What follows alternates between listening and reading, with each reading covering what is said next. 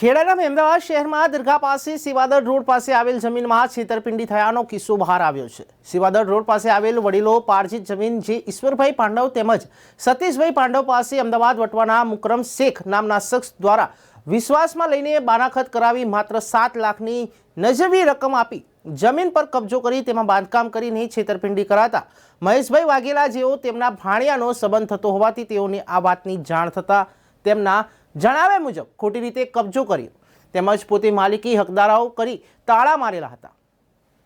હાલ આપણે જોઈ શકો જ્યાંથી એન્ટ્રી થવાની જગ્યા છે દરગાહ છે સેવાદળ પાસે, ત્યાંથી આ એક રસ્તો પડે છે અને ત્યાં આગળ અમદાવાદ વટવાના મુકરમ શેખ દ્વારા આ દ્રશ્યમાં મેં તમને બતાવ્યું છે જે બંગલો બનાવેલો છે અને જે બાંધકામ કરેલું છે ને આ જે જગ્યા છે લગભગ આશરે 50-60 વીઘા જગ્યા છે, 50-60 ફૂટા જગ્યા છે જેનું એમણે ખોટી રીતના બાનાખત કરેલ છે અને પોતે કબજો કરી લીધેલ છે અને અહીંના લોકો સાથે છેતરપિંડી કરેલ છે અને આ વ્યક્તિની વિરુદ્ધ અનેકો ફરિયાદ થયેલી છે પણ સી ખબર એ રાજવક ધરાવતા હોય કાં તો પૈસાના જોરે અથવા તો કોઈ ઓળખાણના જોરે દબદબાના લીધે ત્યાંની ઉપર કોઈ કાર્યવાહી કેમ નથી થતી એક મોટો સવાલ છે।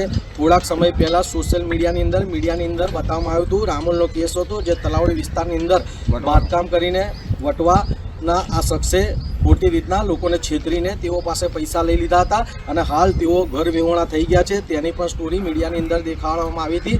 એવો જ કિસ્સો ફરી હવે એમણે અમદાવાદમાં કરવાની કોશિશ કરી છે।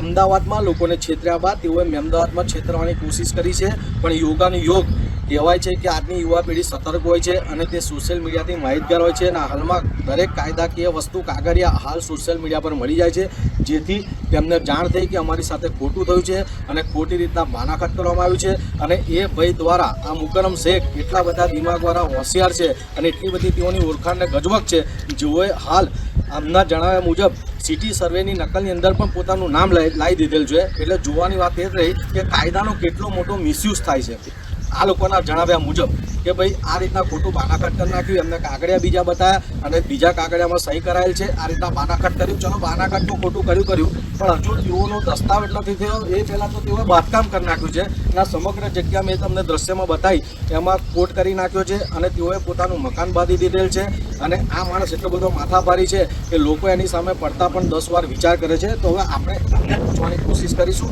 કે ખરેખર બનાવ શું બન્યો છે તે આપણે એમના મુખેથી જાણવાની કોશિશ કરીશું। સૌપ્રથમ તમારું નામ અને પરિચય આપો।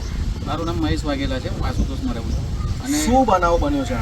બનાવ તો એ બન્યો છે કે અહીંયા જે મામા લોકોએ એમની જોડે બાનાખત ને બધું કરેલું પછી મને થોડા ટાઈમ પછી જાણ થઈ કે ભાઈ આ રીતનું થયું છે તો મેં મામા જોડે કાગળિયા ને બધું માગ્યું તો એમને બતાવ્યું તો કે અમને ખાલી 7 લાખ રૂપિયા આપેલા છે અને એની રીતે એમને દસ્તાવેજ બાનાખત વગેરે કરી દીધું પછી એણે કબજો આખો લઈ લીધો અને પછી હવે બીજા પૈસા આપતો છે નહીં અને મામાને ગોળ ગોળ ફેર્યો છે તો મામાને બી મેં ખકડાયેલા કે આવી રીતનું તમારાથી કામ ના થાય એટલે પછી મેં કીધું કે આ રીતનું નહીં ચાલે કારણ કે આ તો પચાઈ પાડવાની નીતિ છે એની એટલે એ રીતે પછી અમે આગળ આ રીતની કાર્યવાહી કરી છે। કોણ છે એ ભાઈ? કોણ છે? મુકરમ શેખ છે વટવાના। બરાબર। તો આ તમારા મામા લોકોએ જે આ કામ કર્યું તે તમને જાણ ક્યારે થઈ? મને થોડા ટાઈમ પહેલાં જાણ થઈ કે ભાઈ આ રીતનું છે એટલે હું પછી મામાને મળ્યો મેં કીધું મામા આ શું છે તો કે ભાઈ આ રીતનું અમારી સાથે છેતરપિંડી થઈ છે અમને કાગળિયા બીજા બતાવ્યા અને પછી આ રીતે સહી કરાવી દીધી છે અને બધું પાકા પાયે કરવાનો ટ્રાય કરેલો છે એટલે અમારું નામ નહોતું તે વખતે એટલે પછી અમે કીધું કે હવે આગળ કાર્યવાહી કરવી પડશે તમારે બાકી તો તમારી જોડે છેતરપિંડી થઈ જાય 100%ની વસ્તુ। કોઈ કાર્યવાહી, કોઈ ફરિયાદ, કોઈ તમે આની સામે પગલાં લીધેલ છે? ના અત્યારે તો હજુ નથી લીધેલા પણ હવે લેવા પડશે એવું લાગે છે।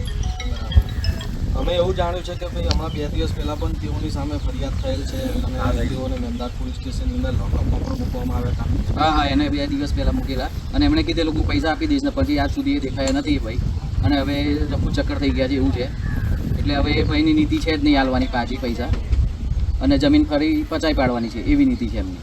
યુવાએ એમના લોક મારેલા હતા બરાબર છે તમે એમને જાણ કરી હતી? હા એમને કરી જાણ કે ભાઈ અમે તમારા લોક અમારું જે જગ્યા છે એમાં અમે અમારા તાળા મારી દઈએ છીએ તમારે આવું હોય ને તમારે વાત કરવી તો કરી લો પણ એ ભાઈનો કોઈ પત્તો છે નહીં।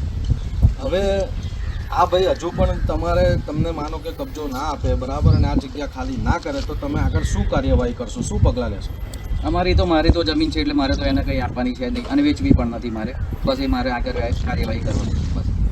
આપણી પાસે જેઓએ બાનાઘાત કરેલ છે એ પણ છે. શું નામ છે દાદા આપનું? ઈશ્વરભાઈ કનુભાઈ પાંડે. આજે તમે પ્રોસિજર જે કરી છે એ કયા વ્યક્તિ જોડે કરી છે? શું નામ છે ને ક્યાંના વતની છે? વિક્રમ શેખ ક્યાંના વતની? બટવાના વતની છે. તો કઈ રીતના તમારી જોડે ખોટું થયું? એ રીતે ખોટું થયું કે અમને એને 54 લાખ રૂપિયા ભેગું નક્કી કરી હતું. અમે 1 વીઘાના 54 લાખ અને 2.5 વીઘા જમીન છે અમારી.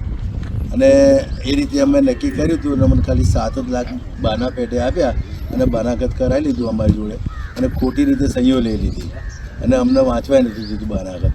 એટલે એ રીતે એમણે ખોટી રીતે એને બાનાઘાત કર્યું. પછી અમને ખબર પડી કે આ ખોટી રીતે થઈ છે એટલે અમે પછી એને કહ્યું કે ભાઈ તું પૈસા આપને. તો 2.5 વર્ષ થઈ ગયા, હજુ 7 લાખની ઉપર 1 રૂપિયો આપ્યો નથી અમને. તો જોઈ શકો છો દર્શક મિત્રો, કેટલો મોટો ભ્રષ્ટાચાર, કેટલું મોટું કમ્પાઉન્ડ. અને માણસ કહેવાય છે કે કાયદો જ્યારે પગલાં નથી લેતો અને આવા માણસો પર લગામ નથી મૂકવામાં આવતી ત્યારે તેઓની હિંમત દિન પ્રતિદિન ખુલતી જાય છે. એટલે આજે અમદાવાદમાં એમને વટવા, નારોલ જેવાને ટાર્ગેટ કરેલ છે. મોટી મોટી હસ્તીઓ સાથે પણ આવું કરેલ છે. લોકમુખે ચર્ચા મુજબ એવું કહેવાય છે કે મોટા મોટા રાજનેતાઓ સાથે પણ આમણે આ રીતના કાર્ય કરેલા. તો અમદાવાદની અંદર તો તેઓને નોમિનલ લાગ્યું કે ભાઈ આ સામાન્ય એવું ગામ છે, આમાં શું ખબર પડશે, શું થશે. એટલે તેઓએ અમદાવાદમાં પણ આ છેતરપિંડીની કાર્યવાહી કરી છે. અને આ લોકોના જણાવ્યા મુજબ 2 દિવસ પહેલાં જ તેઓને અમદાવાદ પોલીસ સ્ટેશનની અંદર ફરિયાદના આધારે તેઓને લોકઅપની અંદર મૂકવામાં આવ્યા હતા. આખી રાત રાખવામાં આવ્યા હતા અને પછી તેઓને છોડવામાં આવ્યા હતા. છતાં પણ હજુ પણ આ લોકોની આંખો હજુ ખુલતી નથી. અને આવા માણસો જો સમાજની અંદર આ જ રીતના કૃત્ય કરતા રહેશે તો બિચારા જે અભણ ખેડૂતો છે એવા લોકોની જમીન જતી રહેશે.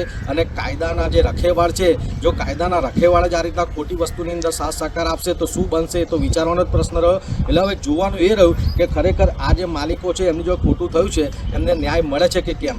બીજું કે આમનો જે ખોટો બાનાખત થયેલો છે તેને ખોટો પુરવાર કરીને આ લોકોની મિલકત, જમીન એમને પાછી મળે છે કે કેમ.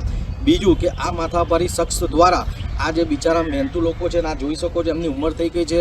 આ લોકોની કહેવાય કે વર્ષો જૂની પોતાની એક રૂડી મિલકત છે અને એ મિલકતને તેઓએ વેચીને કંઈક બીજું વિશેષ કરવાની વિચારધારણા કરેલી. આ તો ગોફણ બી ગયું અને આ બી ગયું એવી વાત થઈ કે ભાઈ એમની જોડે ના પૈસા આવ્યા ના કશું આવ્યું. અને એમના જણાવ્યા મુજબ માત્ર ને માત્ર ખાલી 7 લાખ રૂપિયાની માતબર રકમ જ આપેલી છે. જ્યારે એની રકમનો સોદો મોટી કિંમતમાં થયેલો છે તે તો આપવામાં નથી જ આવ્યું, પણ માત્ર 7 લાખ રૂપિયા જેવી નજીવી રકમ આપીને તેઓની સાથે ખોટું કરીને બાનાઘાત કરી લેવામાં આવ્યું છે.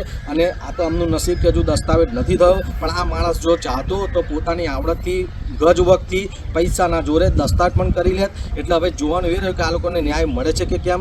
લાગતા વળગતા તંત્ર દ્વારા અમે કોઈ સક્ષમ પગલાં લેવામાં આવે છે કે કેમ, કે પછી આવા માથાભારી શખ્સોને ખુલ્લા મૂકવામાં આવશે તો સમાજની જોડે બીજા છેતરપિંડી કરશે અને બીજા બી છેતરાશે. તો આ રીતના અમદાવાદ શહેરમાં આવેલ સેવાદર રોડ પાસે આ રીતના ખોટો બનાવ બનેલો છે અને તેઓ જો આ છેતરપિંડી કરેલી છે. અને આ જે શેખ છે તેઓએ ઘણી જગ્યાઓ આચરેલું છે. એટલે હવે ખરેખર આની સામે અમની એક જ માંગ છે કે કાયદેસર શક્તિભર્યા પગલાં લેવા જોઈએ.